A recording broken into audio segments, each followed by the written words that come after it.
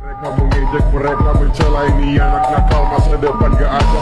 Memang sekarang aku tambah kerja, bisnisku lebih dari mereka. Memang gue anak nakal, sering kali ngomong kasar, tapi masih tetap wajar. Lu semua layak. Reza Khalid ini udah lama di Tengara ya, atau bahkan diyakini mafia minyak di Indonesia ini. Tapi beberapa pemimpin nasional kita yang semula berjanji akan memberantas mafia itu tidak bisa menangkap Reza Khalid ini. Jadi ada sedikit juga yang menurut saya perlu disampaikan ke publik. Tapi di tengah proses itu tiba-tiba saya dipanggil oleh Presiden Pak Jokowi. ya, saya ingat hari Jumat. Karena berhentinya pertemuan karena azan sholat Jumat. Tidak seperti biasanya kan beliau di ujung meja, terus kami ditempatkan di sudut sebelahnya kan. Kali itu di tengah meja besar itu, beliau di tengah, saya diminta di hadapan. Ada pada. Dan gesturnya memang sudah tidak bersahabat, Tidak nyaman. Tidak nyaman. Begitu duduk, beliau sambil menutup mulut begini. Ini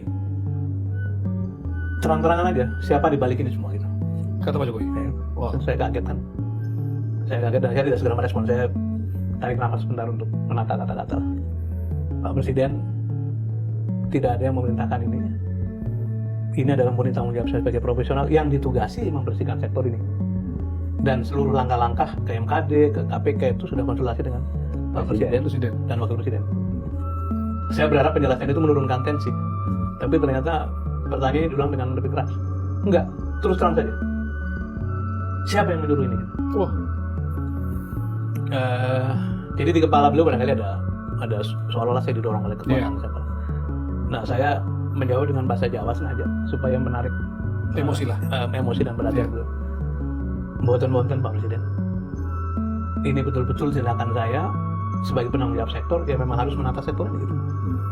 Kalau ada spekulasi bahwa saya diperintahin itu, izinkan saya menjelaskan. Saya bertemu dengan Pak JK konsultasi, saya sering disebut orangnya Ari Sumarno, saya sering disebut orangnya Safri Samsudin, saya sering disebut sebagai, itu semua adalah para mentor yang memang saya berkonsultasi. Saya sebut orangnya Buntoro, saya sebut orang Tidor. Tapi terhadap pekerjaannya tidak ada satupun yang mengintervensi. Bahkan kalau Bapak curiga mengenai Pak Wapres, tidak pernah sekalipun saya dipanggil Pak Wapres Yusuf Kala untuk membicarakan bisnis beliau gitu.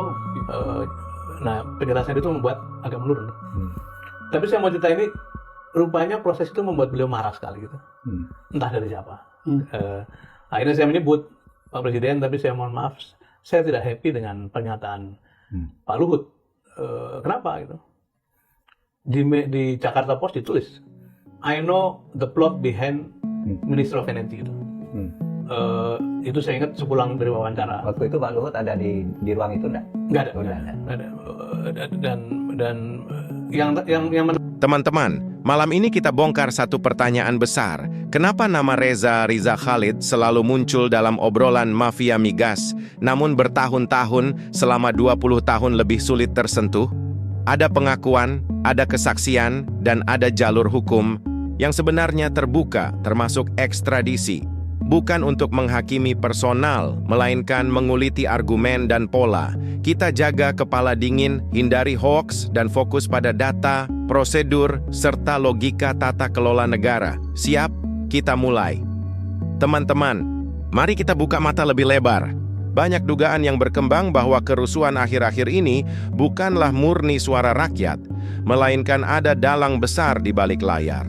Dan siapa yang diduga? Koruptor kelas kakap yang selama bertahun-tahun berkelindan dengan bisnis migas, rente, proyek, hingga mafia impor. Mereka punya sumber daya, punya jaringan, punya uang, dan tahu betul bahwa jika proses hukum berjalan lurus, mereka akan terpojok. Maka logis jika sebagian pihak menduga kerusuhan sengaja dipantik untuk mengalihkan perhatian, bahkan untuk mengacaukan stabilitas. Kita ingat, sejak era Presiden SBY, nama-nama besar itu sudah disebut. Janji pemberantasan mafia migas pernah dilontarkan, tapi sampai 2 periode berlalu, tokoh yang sama masih berkeliaran. Inilah ironi bangsa kita. rakyat diminta sabar, sementara aktor besar seolah kebal. Dan kini, ketika upaya penindakan mulai masuk ke kelas berat, justru muncul guncangan sosial politik yang kita lihat sendiri di jalanan. Dugaan ini tentu butuh pembuktian hukum, tapi sebagai warga kita patut waspada. Kerusuhan bisa jadi bukan ekspresi, melainkan strategi bertahan hidup para koruptor besar. Sejak lama publik bertanya, mengapa koruptor kelas kakap seperti hantu selalu disebut tapi jarang benar-benar tersentuh? Pada era SBY, banyak kasus besar terungkap. Bank, impor, migas, namun ada nama yang tetap lolos. Pada era Jokowi, janji pembenahan migas dan energi kembali digaungkan. Tapi kenyataannya, figur-figur kuat itu masih bebas keluar masuk ruang elit. Setiap kali ada momentum audit, pembubaran unit rente, atau skandal besar, selalu muncul hambatan politik. Inilah yang membuat publik sinis. Apakah koruptor terlalu kuat untuk disentuh? Tapi kini situasi berbeda. Kejaksaan mulai menargetkan tokoh yang diyakini sebagai Raja Migas. Semakin besar targetnya, semakin besar pula gejolaknya. Rente ratusan miliar per hari bukan angka kecil. Tentu banyak pihak yang merasa posisinya terancam. Dan logis bila mereka menggunakan segala cara. Dari propaganda media, memelintir isu, hingga diduga menunggangi kerusuhan jalanan. Rakyat harus paham, ketika koruptor besar terguncang, bangsa pun ikut diguncang. Tapi bukankah ini harga yang harus dibayar untuk bersih-bersih? Disinilah muncul satu nama yang kini memegang kendali, Prabowo Subianto. Ia tahu betul risiko yang dihadapi. Menyikat koruptor besar berarti berhadapan dengan jaringan uang, jaringan politik, bahkan jaringan internasional. Setiap langkah bisa membuat stabilitas goyah. Tapi berbeda dengan presiden sebelumnya, Prabowo memilih untuk bertaruh nama baiknya sendiri. Ia paham keberanian ini bisa membuatnya diserang dari berbagai arah. Ia paham ada risiko reputasi jika langkah ini gagal. Tapi justru karena itu langkah ini penting. Teman-teman, apakah sebelumnya kita pernah melihat presiden yang terang-terangan membiarkan penindakan menyasar tokoh paling kuat? Bukankah selama ini yang disentuh selalu level menengah, sementara raja tetap tak terganggu? Inilah pembeda Prabowo. Ia rela ambil risiko, bahkan mempertaruhkan kepercayaan rakyat karena tahu, tanpa keberanian, lingkaran setan mafia tidak akan pernah putus. Dan bagi bangsa, ini bisa jadi momentum sejarah. Apakah kita benar-benar berani melawan koruptor besar atau terus jadi sandera rente selamanya? Teman-teman, ada hukum besi yang harus kita sadari. Semakin besar koruptor yang ditangkap, semakin besar pula guncangan politik yang terjadi. Koruptor kelas Terry hanya menghasilkan berita sesaat. Tapi ketika tokoh yang disebut-sebut sebagai Raja Migas ditetapkan tersangka, efeknya langsung terasa. Gejolak di jalan, hoaks di media, manuver elit di parlemen, hingga tekanan diplomatik antar negara. Semua bergerak karena satu kepentingan, menyelamatkan sang aktor utama. Maka wajar jika kerusuhan justru makin keras saat penindakan hukum makin dekat. Kita jangan terkecoh, jangan buru-buru menuding rakyat. Dalam kerusuhan bisa jadi justru mereka yang paling takut keadilan benar-benar tegak. Inilah mengapa publik harus membalik logika. Bila ada guncangan besar, justru itu tanda pembersihan sedang menyentuh inti mafia. Dan inilah alasan mengapa Prabowo memilih langkah berat itu. Karena tanpa keberanian menghadapi goyangan, bangsa ini tak akan pernah lepas dari jerat rente. Risiko yang diambil Prabowo bukan main-main. Ia tahu, dengan menyikat koruptor besar, goyahnya stabilitas bisa dipakai lawan politik untuk menyerang. Ia tahu, kelompok lama yang selama ini nyaman dengan rente akan melawan. Tapi justru disitulah ukuran kepemimpinan sejati.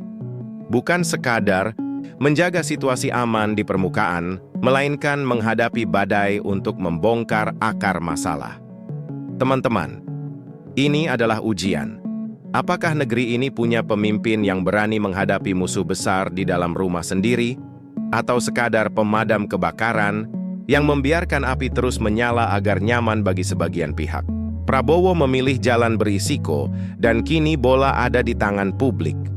Apakah kita mendukung keberanian ini, atau justru goyah karena provokasi koruptor yang sedang terpojok? Kesimpulannya jelas, dalang kerusuhan diduga bukan rakyat tulus, melainkan koruptor besar yang sedang ketakutan. Dari era SBY hingga Jokowi, selama 20 tahun lebih mereka masih berkeliaran. Kini, ketika Prabowo membuka jalan penindakan, guncangan terasa keras. Semakin besar koruptor yang disentuh, semakin keras perlawanan baliknya. Tapi teman-teman, justru inilah saatnya kita bersatu. Kita jangan terjebak provokasi. Kita jangan mau dijadikan pion dalam drama yang mereka ciptakan. Kita dukung proses hukum, kita kawal agar transparan, dan kita tegakkan prinsip. Hukum di atas kekuasaan, keadilan di atas kepentingan. Kalau teman-teman percaya bahwa keberanian ini harus dijaga, bantu video ini, like, share, dan subscribe. Mari kita sebarkan narasi waras bahwa bersih-bersih korupsi memang mahal, tapi itu harga yang pantas untuk masa depan NKRI. Kita berdiri bersama, karena negeri ini lebih besar dari para koruptor.